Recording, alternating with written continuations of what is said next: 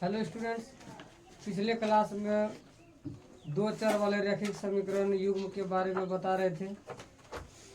ये भी बताए थे कि दो चर वाले रैखिक समीकरण युग्म का मानक रूप यानी स्टैंडर्ड फॉर्म क्या होता है।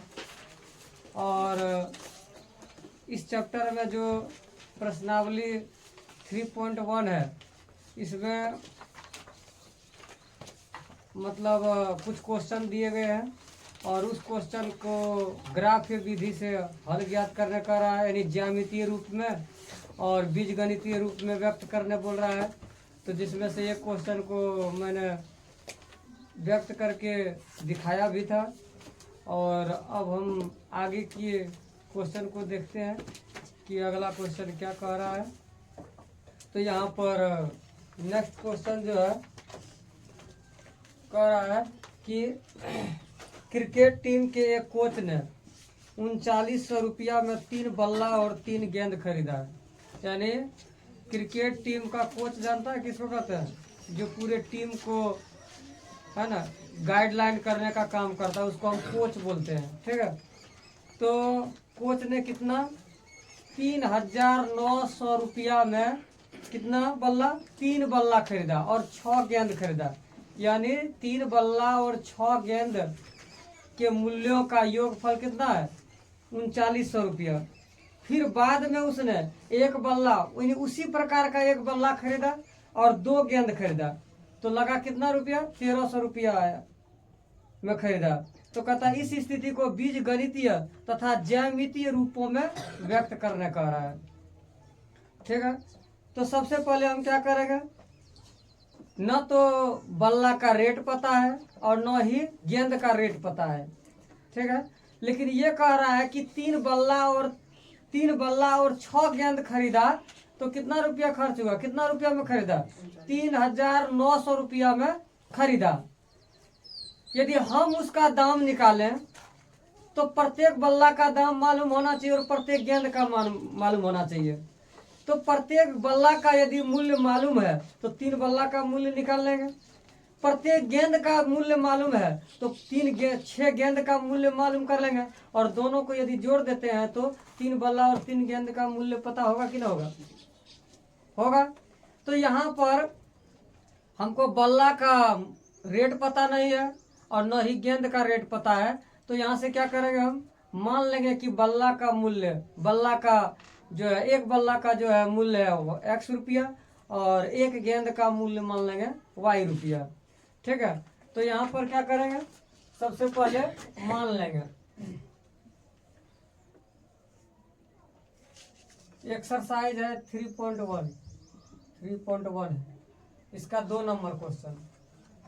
तो माना एक बल्ले का मूल्य एक बल्ला का मूल्य x रुपया तथा एक गेंद का मूल्य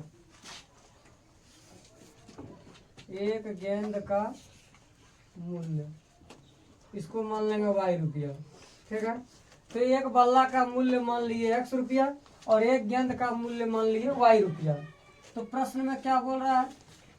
प्रश्न में कह रहा है कि 3 बल्ला का मूल्य, देखो 3 बल्ला खरीद रहा है और 6 गेंद खरीद रहा है और दोनों मिला करके कितना में खरीदा? यानी टोटल मूल्य कितना कितना पे कर रहा है? वो कितना दिया पैसा? 3900। तो सबसे पहले देखो, यदि हम मान लिए कि एक बल्ला का मूल्य x रुपया है तो बताओ तो 3 बल्ला का मूल्य कितना होगा? 3x रुपया होगा।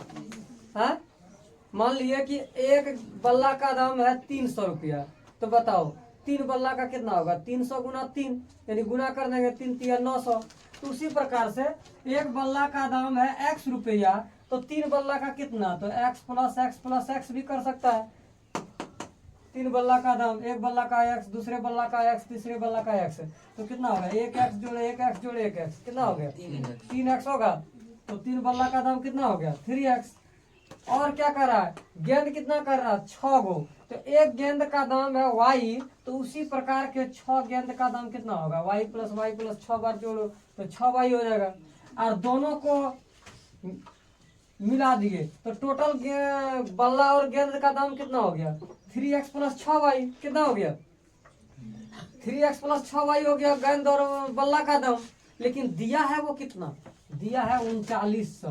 तो बोलो 3900 के बराबर हो जाएगा कि नहीं हो जाएगा होगा ना 3900 के बराबर। मेरे अनुसार कितना आया बल्ला और गेंद का मूल्य 3 बल्ला का दाम 3x 6 गेंद का दाम 6y टोटल हो गया दाम कितना 3x प्लस 6y। अब वो कह रहा दिए है कितना 3900 में खरीदे हैं तो बराबर 3900 होगा। तो यहाँ से क्या हो गया 3 कॉमन आएगा यहाँ से 3 कॉमन ले लेगा तो बचेगा यहाँ पर x और यहाँ 3 इंटू 2 तो क्या हो गया 3 कॉमन आया तो प्लस में क्या बचा 2 और y बचल है और बराबर 3900। इसको सरल कर रहे हैं। अब देखो यहाँ से x प्लस 2y अब क्यों कॉमन लिए इसलिए कॉमन लिए हम 3 कि 3 से ये 3900 कटने वाला है इसलिए हम कॉमन ले लिए। यदि ये नहीं कटता तो कॉमन नहीं लेते हम। तो ये 3 क्या जाएगा इधर से उधर जाएगा क्या होगा 3 से डिवाइड हो जाएगा कौन 3900 तो 3 से भाग दे दिए कितना बार में 1300 बार में कट गया।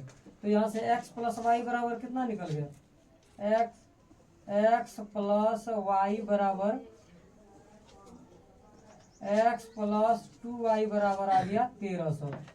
समीकरण हो गया 1 ठीक है। अब फिर से क्वेश्चन में कह रहा है कि कहता कि उसी बल्ला को और उसी प्रकार के गेंद को है ना कितना खरीद रहा है तो बल्ला 1 खरीद रहा है और गेंद 2 खरीद रहा है तो कहता है 1300 रुपया पे कर रहा है वो यानी 1300 रुपया में खरीद रहा है। तो यानी पुनः प्रश्न से दोबारा प्रश्न में क्या कह रहा है दोबारा प्रश्न में कह रहा है कि हम 1 बल्ला खरीद रहे हैं फिर से 1 बल्ला खरीद रहे हैं यही दाम वाला बल्ला जो दाम पहले था जिस रेट का बल्ला पहले था उसी रेट का बल्ला फिर से हम 1 बल्ला खरीद रहे हैं। तो 1 बल्ला का दाम कितना हुआ x रुपया 1x और गेंद कितना खरीद रहा है 2 गेंद तो 1 गेंद का y रुपया तो 2 गेंद का कितना 2y रुपया होगा कितना 3 गेंद खरीद रहा है।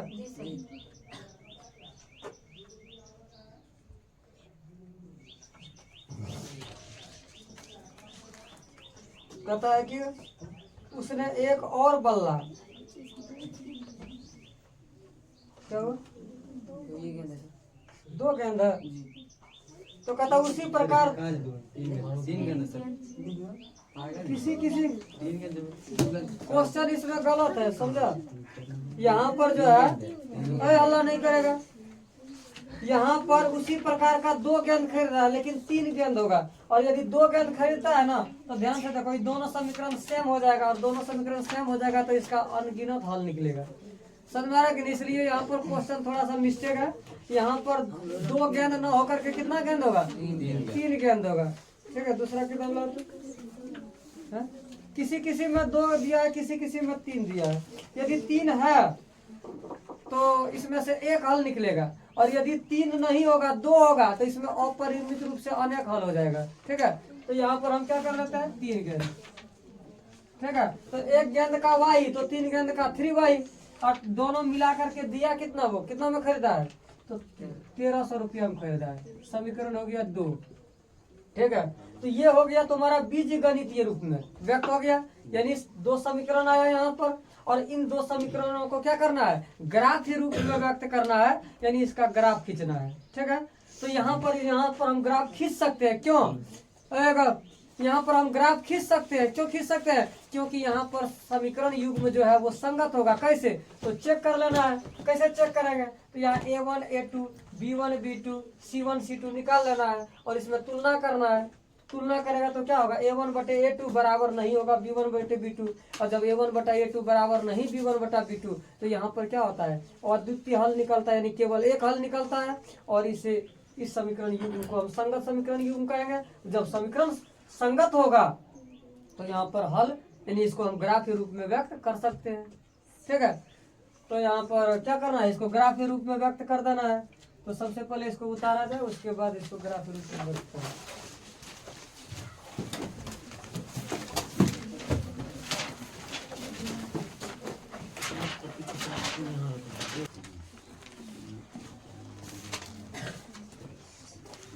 चलो इसको ग्राफीय विधि मतलब ग्राफीय रूप में व्यक्त करना है, तो इसका सबसे पहले क्या निकालना होगा? मान सारणी। क्या निकालना होगा? तो सबसे पहले इसको मान सारणी निकालो। ठीक है। अच्छा अब बताओ तो ये जो है समीकरण युग्म क्या है? संगत की असंगत? संगत होगा, और संगत होगा तो ही हल निकलेगा। ठीक है, बिना संगत का हल नहीं निकलता है। तो यहाँ पर कैसे पता चलेगा? देखो a1 का मान है कितना है, तो a1 बटे a2 का मान निकालो। तो a1 का मान कितना है? 1।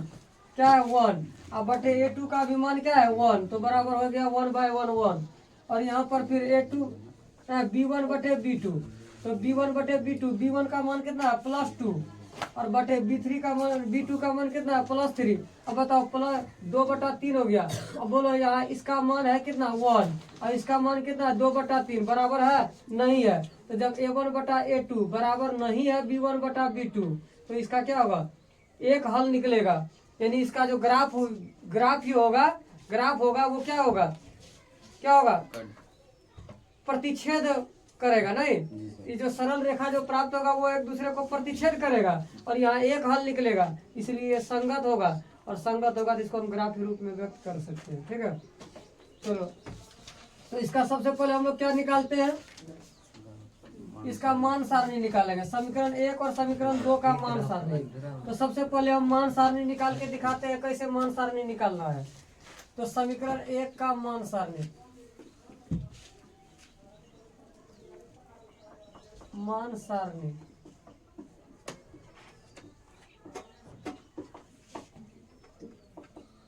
समीकरण 1 में x का 2 मान निकालना है और y का भी 2 मान निकालना है। ज्यादा नहीं लेना है, 3 मान लेगा तो है ना दिक्कत होता है ग्राफ खींचने में। तो x y, अब बताओ x का ऐसा छोटा मान लो जिससे y का भी कुछ न कुछ छोटा मान आए, ताकि हमको ग्राफ में है ना बिंदु को दर्शाने में हमको दिक्कत न आए। ठीक है, तो यहाँ पर x का वैल्यू हम ले लेंगे 0। तो बताओ तो 2 से भाग देंगे 1300 को 650 आ जाएगा। बोलो 650 ग्राफ पर हम दिखा सकते हैं? नहीं, बड़ी लंबा हो जाएगा, है ना। तो यहाँ पर क्या करेंगे? हम कुछ ऐसा वैल्यू ले ताकि हमारा y का भी वैल्यू लगभग क्या हो? ठीक ठाक आए। तो यहाँ पर हम ले लेते हैं, यदि हम 300 ले लें और 300 इधर घट जाएगा जाकर के, तो बचेगा 1000। 2 से 1000 को भाग देंगे 500 आएगा। तो यहाँ पर हम ले लेंगे 300। x का वैल्यू कितना ले लेंगे? 300। तो देखो यहाँ पर क्या है समीकरण? x + 3y बराबर 1300। कैसे निकालते हैं मान सारणी? तो x का वैल्यू कितना ले रहे हैं? 300। तो x के जगह पर कितना दे दिए? 300। अब बताओ 300 इधर उधर भेज देंगे तो घट जाएगा 300, घटेगा ना। तो बोलो कितना हो गया? 3y हो गया। और 3y बराबर कितना हो गया? 1000। कितना हो गया? 1000 ना हो गया। तो 3 से फिर नहीं कटेगा ना, और 2 है ना, यहाँ पर 2 है। तो 2 से अब कितना बार में कट जाएगा? ये देखो 2 से उधर भेजेगा, गुना से भाग में चल जाएगा 2, तो क्या हो गया? 500 बार में कटेगा। तो y का वैल्यू कितना आ गया? 500। y का वैल्यू कितना आ गया? 500। ठीक, अब फिर से निकालना है x, है ना, x y का एक वैल्यू और निकालना है। तो x + 2y बराबर कितना है? 3900 1300। अब बोलो x या y का ऐसा वैल्यू लो जिससे x या y का क्या हो? आसान यानी सरल वैल्यू निकले, है ना। तो यहाँ पर देखो x का वैल्यू हम ले सकते हैं क्या? 600 यानी 500 ले लेंगे। हाँ 7 5 12 8 6 700 ले लेंगे। 700 ले लेंगे x का वैल्यू, तो 700 उधर जाके घट जाएगा, बचेगा 600 बचेगा। तो 2 से भाग देंगे 600 को, कितना आएगा? 300 आएगा ना। y का वैल्यू कितना आ जाएगा? 300। या तो y का भी वैल्यू रख सकता है पहले। तो y का वैल्यू यदि हम रख दें कितना? हम रख दें y का वैल्यू 500, y का वैल्यू 400। तो 4 दूनी 800, 1300 में 800 घट जाएगा, कितना बचेगा? 1300 में 800 घट जाएगा, कितना बचेगा? 8 5 13, 500 बचेगा। हाँ 500 बचेगा। तो जिसका वैल्यू ले सकता है क्या? y का ले ले। तो y का वैल्यू हम ले लेते हैं x + y का वैल्यू ले लेते हैं हम 400। बोलो 400 रख दिए बराबर 1300। ठीक है, अब बोलो 400 दूनी 800, यहाँ 800 लिख सकते हैं। अब 800 उधर ले जाओ, घट जाएगा 800, तो एक्स का वैल्यू कितना बच जाएगा 500। कितना बच जाएगा 500। तो इसका मान यदि हम 800 लिए हैं तो इसका मान क्या हो गया 500। जरूरी नहीं है कि हम 800 लें, तो वैसा भी मान ले सकते हैं अपने मन से, है ना, जो आसान लगे वो ले सकता है। अब हम दूसरे समीकरण का मान सारणी निकालेंगे, ठीक है। अब हम दूसरे समीकरण का इधर लिख देते हैं, दूसरे समीकरण का मान सारणी, समीकरण 2 का मान सारणी।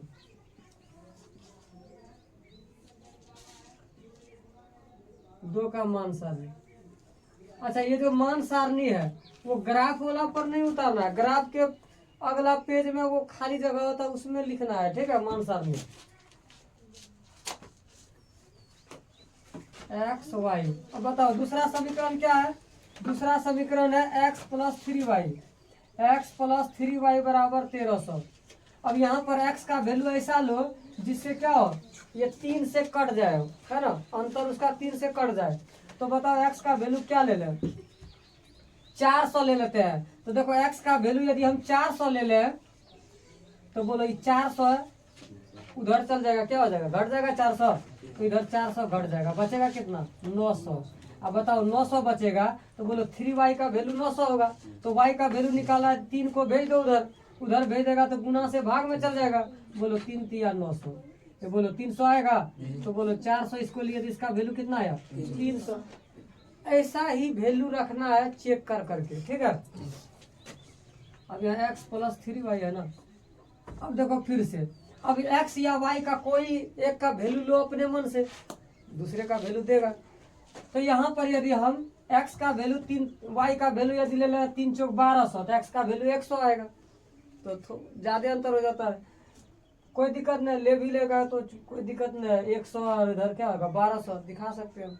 उसके बाद यदि हम y का वैल्यू ले लें कितना 200, तो 3 दूना 600 हो जाएगा, 600 उधर ले जाके घटा देगा तो बचेगा कितना 700। ये भी तो ठीक है।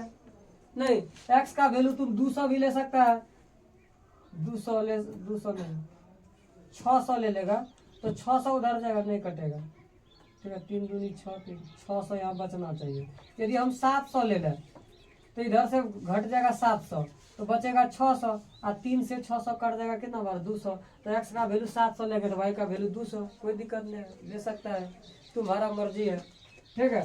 तो जिसको जो मर्जी है वो ले सकता है। हाँ, लेकिन जो है मान आना चाहिए, सरल वैल्यू होना चाहिए, तभी तुमको ग्राफ में जो है ना निरूपित करने में क्या होगा, आसान होगा। तो क्या ले लें इसको, बोलो जल्दी, क्या ले लें 700 ले लेते हैं। y का वैल्यू हम कितना ले लिए 700 नहीं 3 3 900, x का y का वैल्यू हम 300 ले लिए, और y का वैल्यू 300 लेंगे फिर तो x का वैल्यू 400 आ जाएगा ना, बराबर ना हो जाएगा। कुछ दूसरा ले लो, इसका वैल्यू 200 ले लेते हैं, ठीक है 200। तो y का वैल्यू हम 200 ले लिए, तो बोला बताओ 3 और y का वैल्यू 200 है, तो 3 गुना 200 कितना होगा 600। आई 600 उधर चल जाएगा, घट जाएगा, प्लस से उधर जाएगा माइनस में 600, कितना बचेगा 700। और ये 700 किसका वैल्यू हो जाएगा, x का वैल्यू 700। समझ में आ रहा है कि नहीं। तो अब हमको क्या करना है, ग्राफ खींचना है इसका। तो हम पहले क्या करेंगे, x अक्ष और y अक्ष खींचेंगे, ठीक है। तो ये हो गया तुम्हारा y अक्ष और ये हो गया तुम्हारा x अक्ष, ठीक है। ये y अक्ष और ये x अक्ष, इसको मूल बिंदु कहेगा। मूल बिंदु के दाहिनी ओर x, इसके बाईं ओर x डैश, मूल बिंदु के ऊपर y और इसका नीचे y डैश। y डैश का मतलब है इधर माइनस वाला होगा, इधर प्लस वाला, इधर प्लस इधर माइनस, ठीक है। अब बताओ यदि हम 10 घर को 1 मान लें तो x का मान है 300 500 700, तो बोलो तो 700 यहाँ पर हम दर्शा सकते हैं नहीं। इसलिए हम 10 घर को 100 मान लेंगे। 10 घर को क्या मान लेंगे, एक घर में 10 हो जाएगा, एक घर को 10 यूनिट लेंगे, तो 2 घर को 20, 3 घर को 30, 4 घर को 40, 5 घर को 50, 10 घर को कितना हो जाएगा 100 होगा ना। तो हम यहाँ 10 घर को हम 100 ले लेंगे, 100, तो 20 घर 200, 30 घर 300, 40 घर, 4 घर 400, 500, 600, 700, 700। हमको अधिकतम कितना है एक्स का वैल्यू प्लस में 700 है, माइनस में तो है ये नहीं है, लिखो या नहीं लिखो कोई फर्क नहीं पड़ता है। -100, -200 जरूरी नहीं है। अब देखो एक्स का वैल्यू है ये रहा, तो वाई पर, वाई अक्ष पर भी एक्स का वैल्यू नहीं है। यहाँ पर वाई का वैल्यू कितना है, अधिकतम 800 हो गया ना। तो ये तो दिखाने में बड़ी मुश्किल होगा 800। वाई का वैल्यू 800 आ गया सबसे ज्यादा।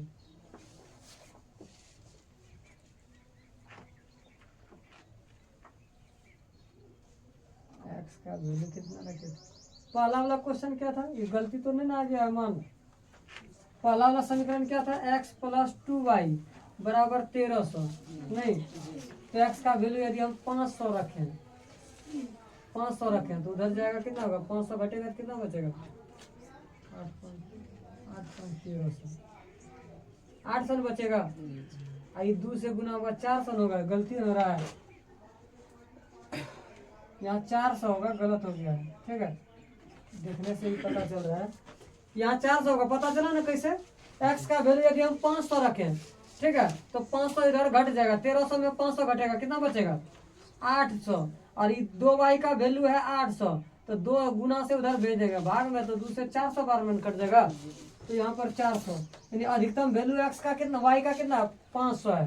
तो 10 घर को हम 100 बोलेंगे, तो 20 घर को 200, 30 घर को, 3 घर को 300, 4 घर को 400 और 5 घर को, यानी अगला 500 हो जाएगा। ठीक है, इधर -100 हो जाएगा, -200 है ना, -300 जरूरी नहीं है उधर।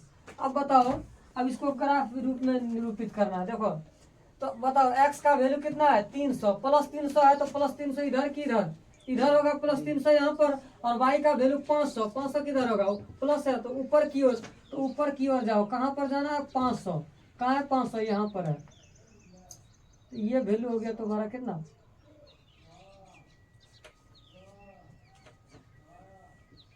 ये वैल्यू हो गया तुम्हारा कितना 300, 500, 300, 500। ठीक है, ये पॉइंट। उसके बाद x का मान है 500 और y का मान है 400। देखो x का वैल्यू +500 है, तो प्लस तो इधर होगा नहीं, इधर होगा, तो ये होगा +500। और y का वैल्यू +400, तो कहाँ पर जाना है 400, +400 ये है और +500 ये है। जहाँ पर कटेगा प्रतिच्छेद करेगा, यही बिंदु हो जाएगा तुम्हारा कितना, यही हो जाएगा 500, 400। पहले x का वैल्यू होगा और उसके बाद y का वैल्यू 400। अब इसको क्या करना है, इसको मिला देना है। ठीक है, जब इसको ऐसे मिलाएगा, ऐसे हो जाएगा और ऐसे चला जाएगा। ठीक है, ये अब यहाँ थोड़ा सा टेढ़ा मेढ़ा हो रहा है, स्केल से खींचेगा सीधा होगा। उसके बाद यानी ये चल हो गया तुम्हारा किसका, ये हो गया तुम्हारा किसका, समीकरण 1 का, समीकरण 1 का ग्राफ आलेख। ठीक है,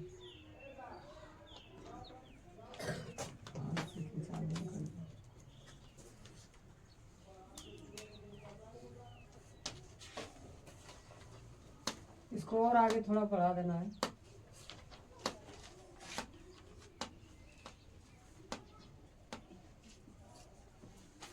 ठीक है, ये समीकरण 1 हो गया। समीकरण 1 को लिख भी सकता है, क्या है समीकरण जो है, लिख देगा x + 2y बराबर 1300, है ना। ये समीकरण 1 का आलेख हो गया। अब दूसरा समीकरण का आलेख खींचना है।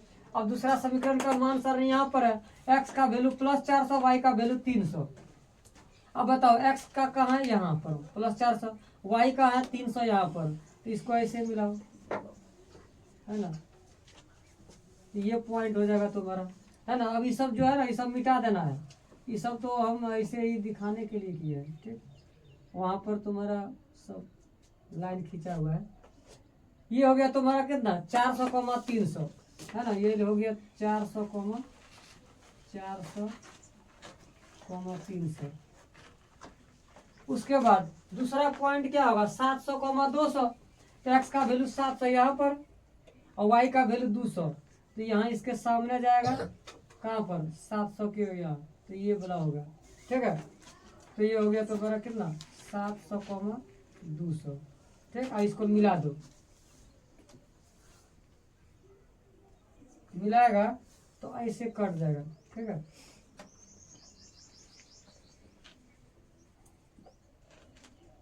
ये हो गया तुम्हारा क्या समीकरण। ये अब जहां पर कटा वही क्या होगा, हल होगा। यहाँ पर पता नहीं चल रहा कि कितना पर कटा है, कौन सा बिंदु पर कटा है। जिस बिंदु पर कटा होगा वही इसका क्या होगा, हल होगा। वो ग्राफ कॉपी में, अपना ग्राफ कॉपी में खींचेगा, वहां पर पता चल जाएगा कि कहाँ पर कटा है। ठीक है, तो ऐसा ही है ना, ऐसा ही ग्राफ रूप में हम व्यक्त कर सकते हैं। ठीक है, और ये समीकरण, दूसरा समीकरण क्या था, एक्स प्लस 3y बराबर है ना 1300।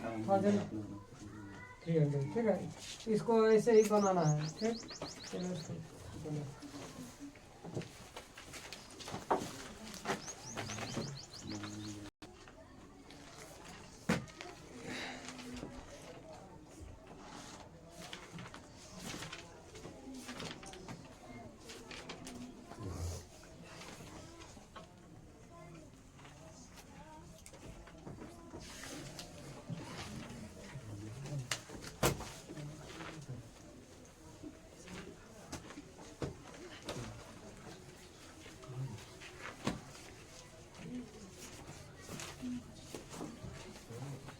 चलो नेक्स्ट क्वेश्चन देखो। तो नेक्स्ट क्वेश्चन में क्या कह रहा है, ध्यान से सुनेगा। 2 केजी सेब और 1 केजी अंगूर का मूल्य किसी दिन 160 रुपया था। यानी 2 किलो सेब और 1 किलो अंगूर का मूल्य, टोटल कुल मूल्य कितना था, 160 रुपया। और 1 महीने के बाद वही सेब और उसी प्रकार का अंगूर जो है, 4 किलो सेब और 2 किलो अंगूर का दाम 300 रुपया हो गया। ठीक है, हो जाता है। तो कहता है इस स्थिति को बीज गणितीय तथा ज्यामितीय रूपों में व्यक्त करने का है। तो ध्यान से सुनेगा। कह रहा है कि 2 किलो सेब और 1 किलो अंगूर का दाम 160 रुपया है। तो यदि हमको पता चले कि 1 किलो सेब का दाम कितना है, तो हम 2 किलो सेब का दाम मालूम कर सकते हैं। 1 किलो अंगूर का दाम पता चल जाए तो हम क्या कर सकते हैं, 2 किलो सेब और 1 किलो अंगूर का दाम निकाल सकते हैं ना। तो हमको पता नहीं है कि सेब का रेट क्या है, यानी प्रति किलो सेब का दाम कितना है और प्रति किलो अंगूर का दाम कितना है, तो हमको पता नहीं है। तो हम यहाँ पर क्या कर लेंगे, मान लेंगे कि प्रति किलो सेब का मूल्य 100 रुपया तथा प्रति किलो का मतलब होता है 1 किलो, प्रति किलो अंगूर का मूल्य y रुपया। तो यहाँ पर मानना होगा कि माना प्रति किलो का मतलब है 1 किलो, प्रति किलो सेब का मूल्य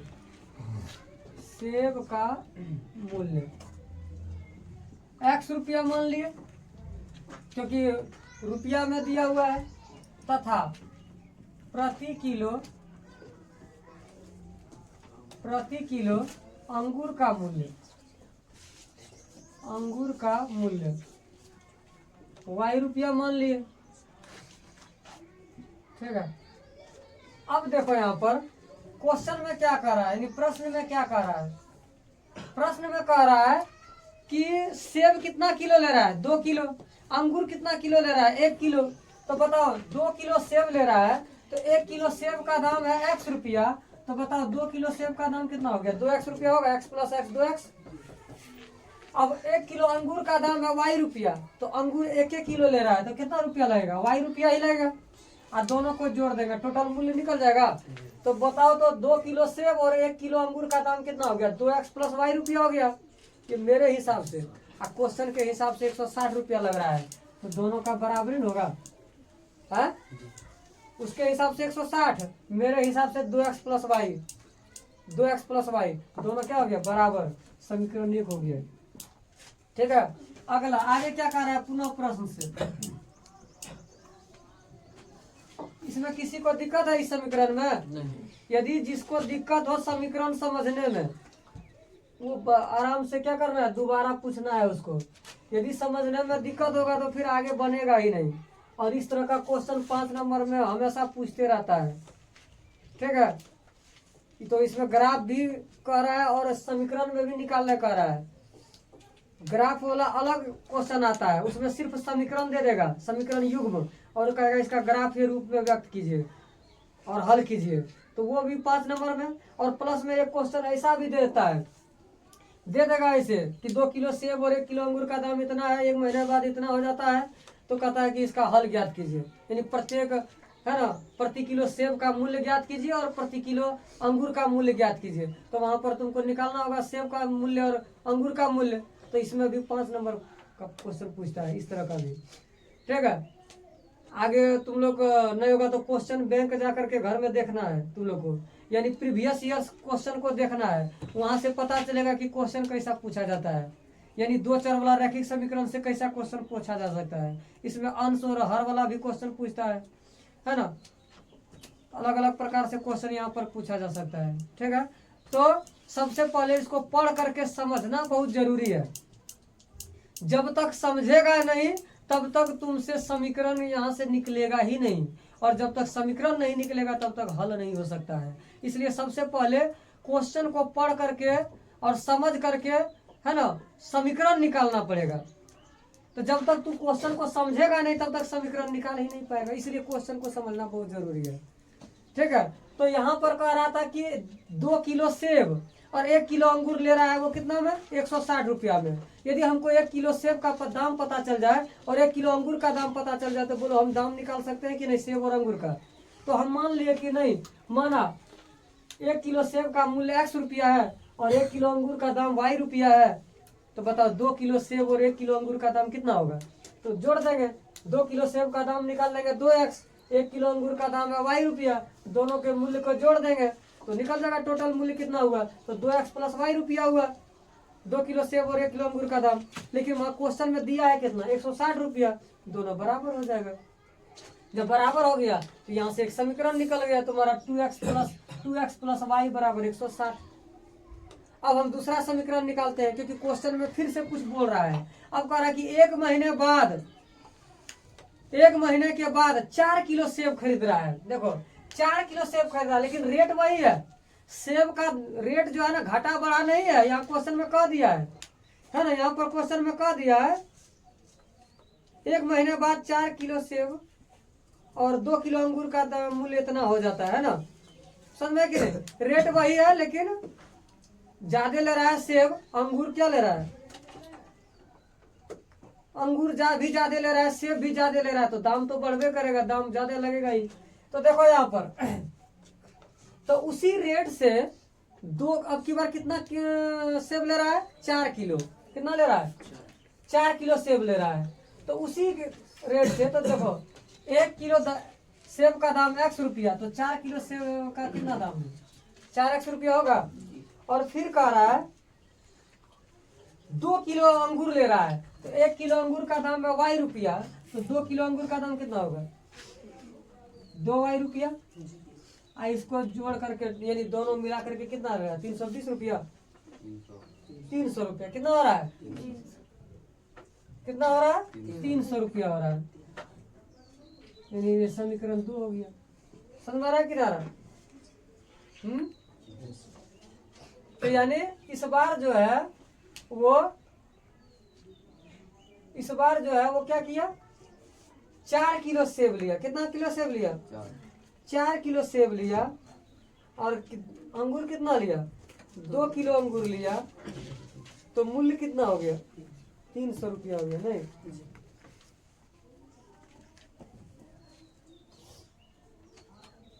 तो ध्यान से देखो, यहाँ पर 2 कॉमन आ जाएगा। कितना कॉमन आ जाएगा 2, तो 2 दूनी 4x, 2x होगा, 2 दूनी 4x, 2 कॉमन हुआ तो 2x बचा, प्लस में 2 कॉमन हुआ तो y बचा बराबर 300। अब यहाँ से 2x प्लस y का वैल्यू निकालेगा तो हो जाएगा 300, 2 गुना से उधर जाएगा क्या होगा भाग में, कितना आएगा 150। तो यहाँ से 2x प्लस y बराबर कितना हो गया 150। समीकरण 3, समीकरण यहाँ 2 हो जाएगा। कितना हो जाएगा 2। ठीक है, गौर करके देखेगा यहाँ पर देखो रेट यदि वही रहता, रेट वो यदि रेट देखो अलग हो गया है, रेट यदि वही रहता तो क्या होता, यहाँ भी 2x प्लस वाई का वैल्यू 160 है और यहाँ 2x प्लस वाई का वैल्यू 150 हो गया। क्या यहाँ रेट सेम रहता तो 2x प्लस वाई का वैल्यू 160, तो यहाँ पर भी 2x प्लस वाई का वैल्यू 160 होना चाहिए, यहाँ 150 हो गया। इसका मतलब ये क्या हो गया, ये संगत समीकरण युग्म नहीं है, ये असंगत समीकरण युग्म है, यानी विरोधी समीकरण युग्म है, इसलिए इसका हल निकलेगा ही नहीं।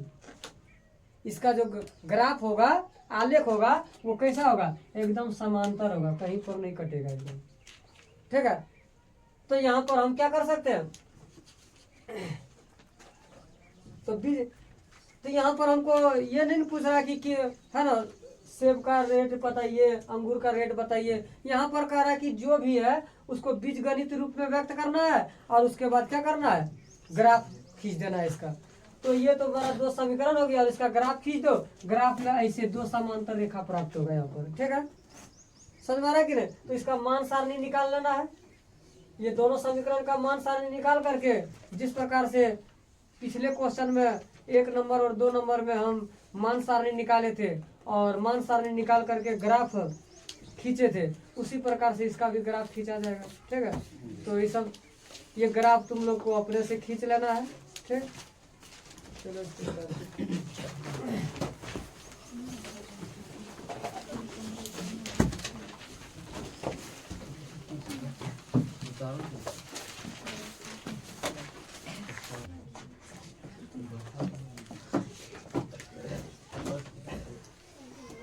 तो इसका ग्राफ जो है अपने से खींचने का प्रयास करना है, मान सारणी निकाल करके और इसका ग्राफ खींच लेना है। नहीं खींचाएगा तो फिर हमको बोलेगा।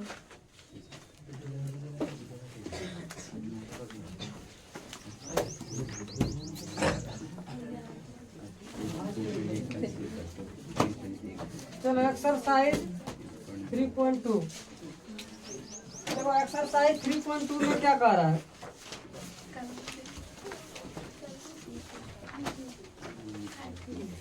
देखो 3.2 का 1 नंबर में यहाँ पर भी क्या कर रहा है, यहाँ पर भी क्या कर रहा है, रैखिक समीकरण युग्म को बनाने का रहा है।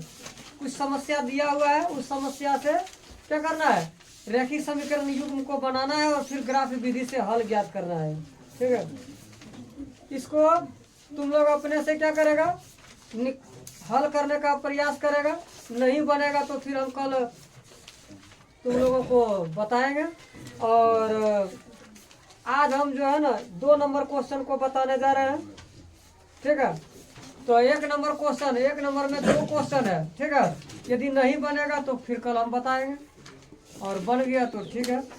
तो चलो आज 2 नंबर हम देखते हैं, 3.2 का 2 नंबर।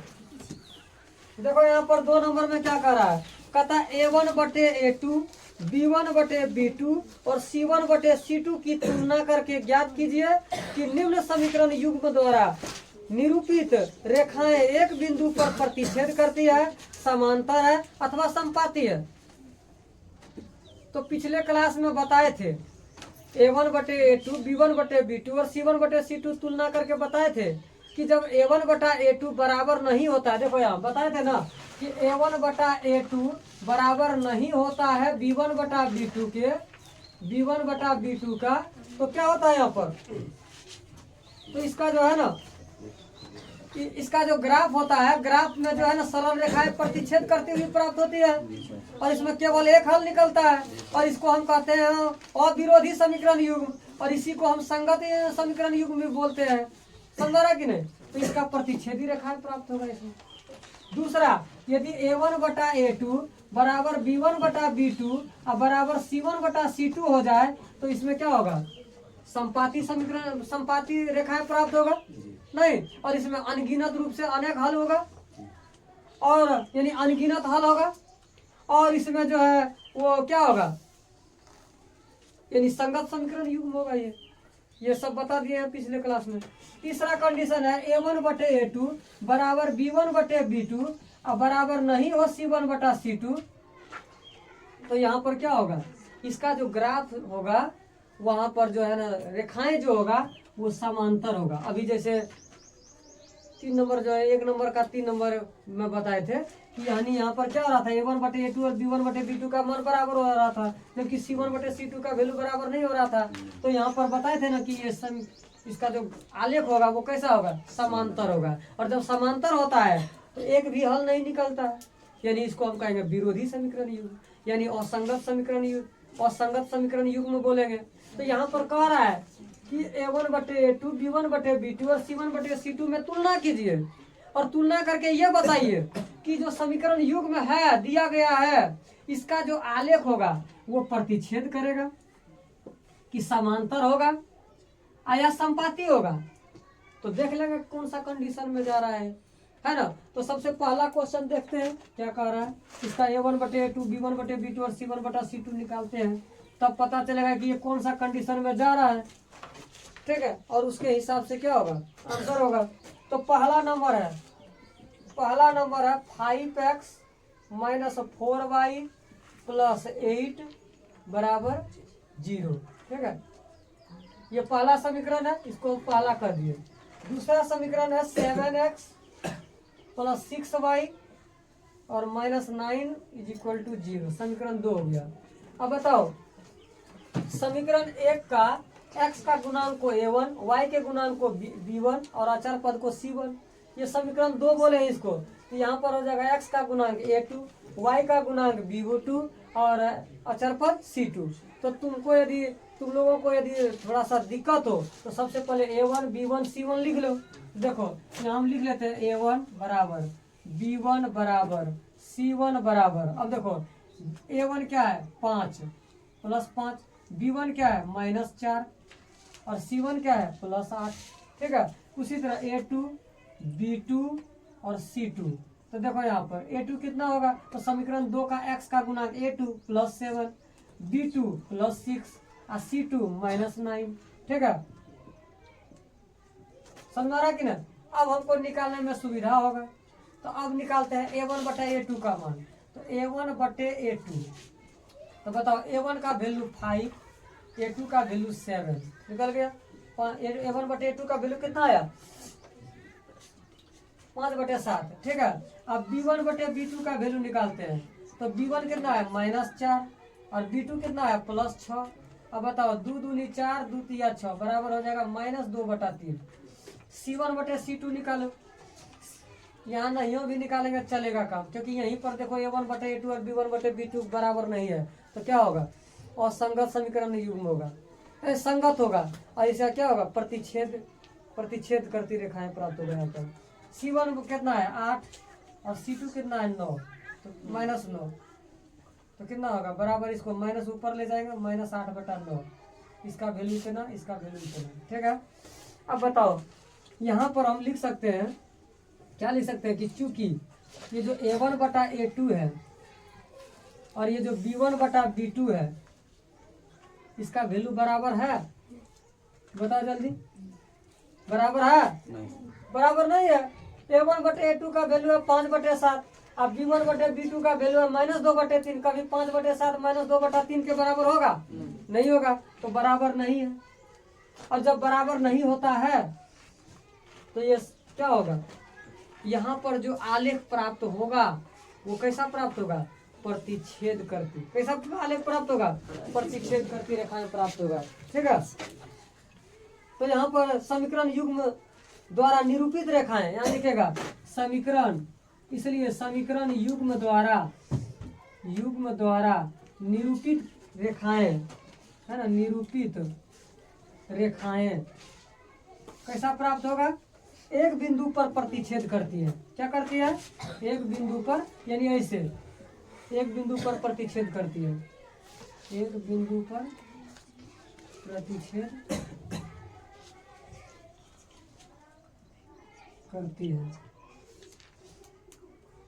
ठीक है। सनमारा किनारा, तो एक बिंदु पर प्रतिच्छेद करती है, आंसर यही हो जाएगा। यही क्वेश्चन पूछ रहा है कि प्रतिच्छेद करती है कि समांतर है अथवा संपाती है, तो एक बिंदु पर प्रतिच्छेद करती है। तो कंडीशन के हिसाब से, तो जब A1/A2 और B1/B2 के बराबर नहीं होगा तो प्रतिच्छेद करती होगा, यदि तो क्या हो जाएगा A1/A2 अब बराबर B1/B2 और बराबर C1/C2 हो जाएगा, तो कहेंगे कि वो क्या होगा, संपाती होगा, नहीं। और यदि A1/A2 बराबर B1/B2 बराबर नहीं होगा C1/C2, तो कहेंगे कि वो क्या होगा, समांतर होगा। वो प्रतिच्छेद मतलब वो समीकरण युग्म द्वारा निरूपित रेखाएं क्या होगा, रेखाएं वो समांतर होगा। तो कंडीशन देख के आंसर देना है, समांतर है कि प्रतिच्छेद करती है या है ना संपाती है। तो किसके हिसाब से कंडीशन देखेगा कि कौन सा कंडीशन में जा रहा है। तो तुम लोगों को आगे 2 क्वेश्चन और है इसमें, ठीक है। और इन दोनों क्वेश्चन को क्या करना है, A1/A2 B1/B2 और C1/C2 का मान निकालना है और उसका क्या करना, तुलना करना है। और उस तुलना के आधार पर क्या करना है, उसका जवाब देना है कि समांतर है कि संपाती है कि एक बिंदु पर प्रतिच्छेद करती है, ठीक है। तो ये आज का क्लास इतना ही, और मिलते हैं अगले वीडियो में, ठीक है।